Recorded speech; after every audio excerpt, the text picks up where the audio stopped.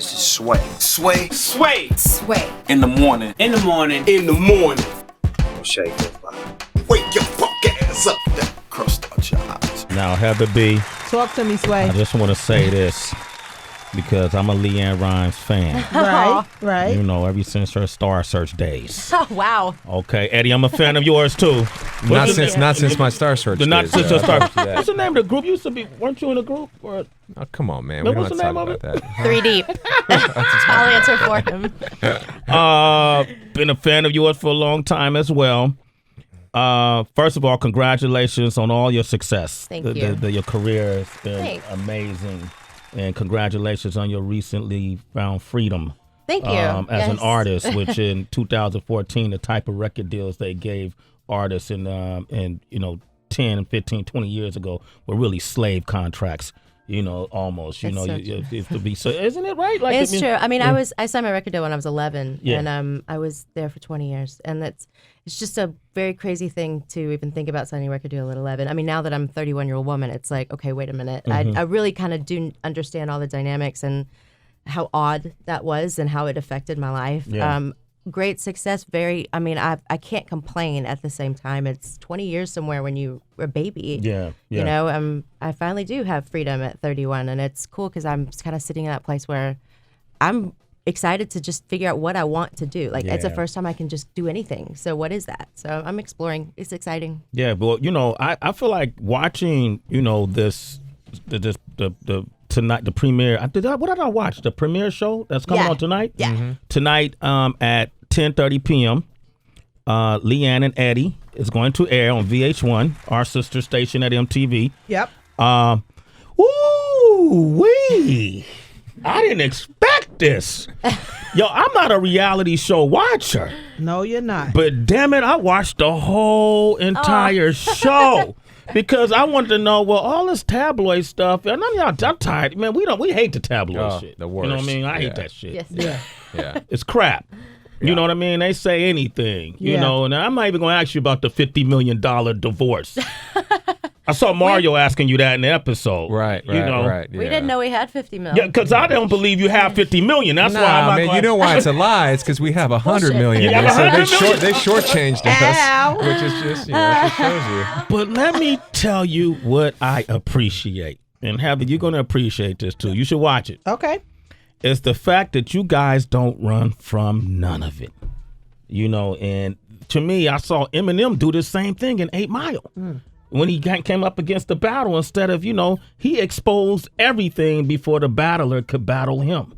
I mean, you take the power away Yeah. at that point, and I think that people have had way too much power over our lives, and it was really kind of taking it back. And we joke all the time about it. I mean, it's a way to cope. I mean, we joke with each other, and the comedy came to the forefront of the show, and that's really what we wanted. I mean, we wanted something to be lighthearted, but we were never going to ever shy away from anything because that's our life, That's your life. So let me ask you this, LeAnn. Let me start with this. That Eddie is, what was the movie he just did? The Best Man Best Man Holiday. Best Man Holiday. Yeah. As a result of that role he played in Best Man Holiday, there are a lot of black women that are really going after him every single day, being a white woman. I see it all the time. Yeah, how do you do? Are you scared of him? I mean, how do you deal with that? No, what did I do? The Martin Luther King, his 50th, the anniversary of his speech. Yes, and there was a whole sea of black women who we walked by, and they're like, one girl cracked me up. She goes, girl. She goes, I do not blame you at all. I was like, oh my God. only black women would say, you know what I mean? Black girls know how to say something like that. Yeah. And it cracked me up. No, not at all. I'm not afraid. They will sit on his face and he give a moment. You know this, right, LeAnn? Yes, Sway. I do. You know, right? Raise your hand if your black woman wouldn't sit on his face. He put us on the spot. I'm not even looking at his Don't do it. Oh my God. Oh, man. Okay. He's all right. married. He's married. The other thing, things happen in love. Both you guys were in relationships. You were married, and how did y'all find each other? What was that first definitive moment? Like, paint the picture. When did you say, I'm gonna cross this line and kiss her? and touch her? Oh man, I don't know. You know, we what was interesting is that, you know, we worked together and all during filming we just really became friends. And that's the truth. And you know, most times for me that's kind of the opposite. You know, I'll you know, I say have sex first and then I talked about that later with her. I'm like, you know, I would always if you want to be friends, we'll be friends later, but let's hook up first. You know what I mean? Let's see how the hookup going, and that'll determine the friendship. And with her, it was different. We just kind of became friends, and you know, we kind of had this connection that was undeniable. And you know, just shit happened. Shit happens. I was gonna say, shit happens. Hey, listen. We talk about this all the time. The only difference is they got cameras on them. Mm-hmm. This happens in everyday normal life.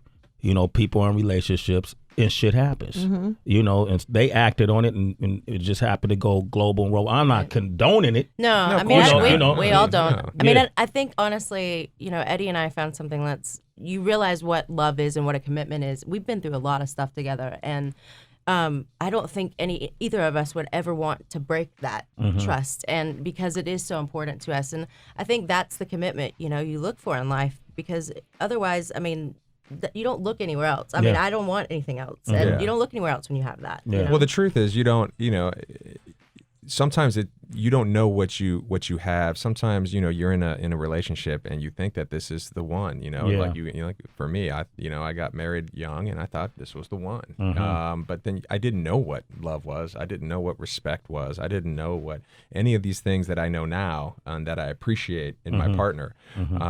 And you grow up a lot. You don't always, you know, you don't always get it right the first time. You know? Are you the least bit concerned that shit may happen in your relationship and you find someone else? No. I think that's what I'm saying. I think we both are. I mean, I think we talked about that early on, but honestly, I'm really at peace with it. I mean, I'm also at peace with myself. Like, you can't stop someone from doing something, but I believe in what we have, and I also am at peace with who I am. So I'm not trying to. I don't need someone. I don't need, you know, him all the time in my life like that to latch onto and make him love me. Like you know, I think that's really important. And I've not always been that way. Yeah. But he's actually, you know, the relationship we have has given me the courage to be able to do that with myself too. So you see all of this, yo, Heather. I swear you see all of the reports. You was this psycho crazy bitch. I am though. I mean, that was correct. No, that part is. I was gonna say. You see that in the show. LeAnn and Eddie are here. We're gonna open up the phone lines 888-742-3345, and then you can see the symbolism in this song right now that Eminem made. Lose yourself in your own relationship. Eddie, you are Eminem. Sway in the morning. LeAnn Rhymes is here. Eddie Cibrian is here. What is that origin of your last name, man? It's Spanish, from Spain. From Spain? Yeah. I mean, my parents are Cuban and my grandparents are Spanish from Spain. So I'm Spanish and Cuban. Were they born in Cuba? Sí. Both ¿Sí? Of them, yeah. Sí. Both of ¿Cómo no? Yeah. How they, sí, ¿cómo no? ¿Dónde yo vengo? Sway, if you don't stop. You know I'm multi, you know, I speak a lot of languages. How did they get over to the States? Well, interesting. Well, my father's family came over right when Castro was taking over power, and then my mother's family, they didn't know each other in Cuba, but my mother's family left about 3 years after that, and they both just met in California by chance, which was kind of random. But awesome. they came over in the late 50s, early 60s. Yeah. And you're from? I'm from Mississippi. So our parents, I mean, I grew up in Texas, but our parents together are hysterical because they come from two completely different backgrounds, but you know, they're best friends. They're really, really good friends. They're going on a cruise soon together, like the whole deal. They're hysterical on the show. You get to see them. We get to meet your parents on the show. They're great. That's interesting. So they didn't have an issue with you locking down this Cuban Spanish boy, right? No, actually. Being from Mississippi, you know how dirty South is. Okay. You get know to what I mean? Yeah, it's true. You get to see my dad in the show too. He lives in Nashville, and he he's a cowboy like through and through. Like he raises cattle and horses and the whole deal, and shoots guns and all this kind of stuff. So we go visit him, and he does whoop ass. Yes, no, and it's funny because I think my dad got used to me dating like pretty boy LA types. What? And Whoa, so he always, that's what he says. now. He's like, I knew you'd end up with a pretty boy LA guy. So. You don't like that, Eddie? Nah, it's just such a stereotype. But he's so much more than that. man, My dad actually I'll really take it, likes dude. him. You don't want to give it to me. You take it. Then you know what, Sway? That's man. you then. You're a pretty boy LA type. Okay, thank you, man. All right. Can I take your dimples too? That Right. might improve my stock. Ow. Okay. All right, go ahead. I know everybody else got questions too. Go ahead, go for it. Well, this is one of my favorite two songs because you guys are so unapologetically honest. And something you may not know is I was able to relate to your situation. Except Eddie, my ex is not also on a reality TV show. Mm-hmm. How does that affect like you guys doing this show? Does it feel like it's a weird competition? Oh, you talking about Brandy? Yeah. I think people make yeah. it one. I mean, that really wasn't why we set out to do the show at all. But you can't make a show like this without talking about it. And you know, it only comes up really if we're talking about, you know, a tabloid headline that maybe she threw out there, or, you know, there's something in the organic nature of the conversation that was going on in our lives at the time that we talk about. But we make a joke about it mostly. It's not like we're throwing, you know, a bunch of like daggers at anyone, but we make jokes about ourselves. We make jokes about her. We make jokes about the situation. It's just what it is. So. Right. But no one like gave a phone call like, yo, make sure you're not talking shit about me on the show. Oh, if she said that? Yeah. Oh, no. I don't think she didn't have any, you know, creative input in our show. But you know, look, we all know, you know, who she is, and so you know, I'm sure she'll do a lot of self promotion for our show, you know, when it comes out, because she's just going to start talking, you know. And we shit. thank her for that. Yeah, so it's all good. Well, she's on a Beverly Hills show. Mm-hmm. What is it? Yeah. Is she on there because of your relationship?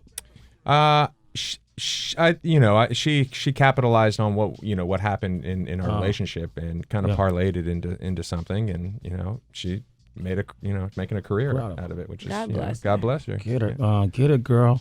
The kids are okay.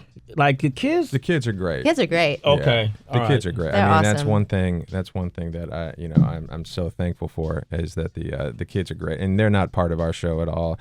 I did not want them in front of the camera. I didn't want, you know, they just want to be kids, and that's it. And this is my daughter right here.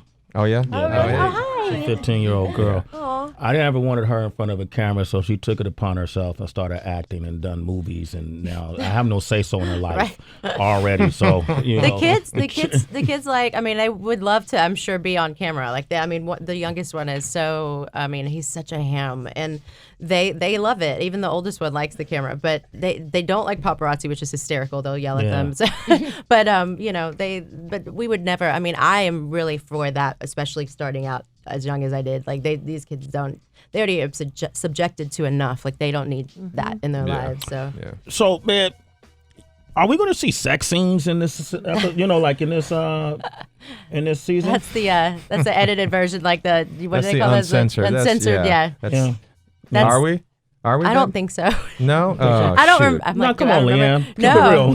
I know. I'm like, I don't think we did, but I mean, you hear many jokes about it, but we'll talk about it. That's the second season. We got to build up for something, you know. If this works, then we gotta save something for the second. You season. know, this is so fun talking with LeAnn Rimes, because you know you get such a certain perception of who you are based on the way you're marketed and everything, and just to see how down to earth and real you are. Yeah. And you're imperfect like anyone else, you know. And you know what? I've embraced that. You grow up in this business and you think you're supposed to be perfect, and it took me a very long time to realize I'm so human. Yeah. And you know, it's funny, I used to say, like, I had kid balls when I was little. Like I could do anything, no one could touch me. And now you become human, and it's like, wait a minute, like even like all my music is more emotional. Everything it comes from somewhere different, but it's also, you realize your vulnerability. Yeah. And I have to search for my kid balls sometimes. Yeah, but it's good. Like what we've gone through publicly has actually has been a blessing to me as a life lesson in a lot of ways, and about humanity. And so you know, I take it for what it is. I wish it wouldn't happen, but I'm glad for my life lesson and my life that it did. So it's another Good chapter. for you. Yeah. Good for you. We got DJ Cheech on the line from Baltimore. What you want to say, Cheech? What's going on, guys? What's going on? What's Just up? want to say, Sway, I fucks with your show heavy every morning. Thank you, brother. You're a citizen, Cheech. Sway in the morning. Now, LeAnn, yes. I really am digging this "Can't Fight the Moonlight" remix. Oh, awesome! Thank you. You feel me? With me being a DJ, I gotta keep it versatile, and that's one of, you feel me? That's about to be one of my mess them up in the head a little bit. I love it. Yeah, you know, it's about to throw them up, but it's going to keep them rocking. So I'm really digging this. I'm really digging your remix, your dance remix album. Thank you. You feel me? I can't wait to hear more. And that what's the how did that shit go? How Do I Live, yes. man? After my 5-year breakup, that shit got me through so many tough nights. You don't even know. That is awesome. Well, thank you very much. I'm glad you love the remix record. Right. Thank you guys for letting me call in. All right, yeah, no problem, Cheech. All right, we got Catherine on the line from Chicago. Say hello to LeAnn and Eddie. Go ahead. Hi, guys. How are you? We're great. How are you? Good. Thank you very much. I am not a hater of either one, but I just have a question. I'm dying to know this. Okay. Why is it that every time Brandy has something on, you seem to have it on too? Do you guys do that on purpose, or is it just kind of like coincidence? We talk about it all the time. Do you? You know, obviously we have the same taste in men, so it would just go as to how we have the same damn taste in shoes every once in a while. And no, it's not. It has people, I swear to God, people are nuts. People are the ones that are always going, oh, she has those shoes. Oh my God, she has that purse. It's like, wait a minute. I mean, you spend your whole life trying to compare our closets. There's something seriously wrong with you. Wow. Yeah. How do you and Brandy, how do the two of you get along? In front of the kids, any birthday parties or anything like that, I mean, I'm cordial. Yeah. We both try to be. I've tried. I've definitely tried extending the olive branch many times, and I have.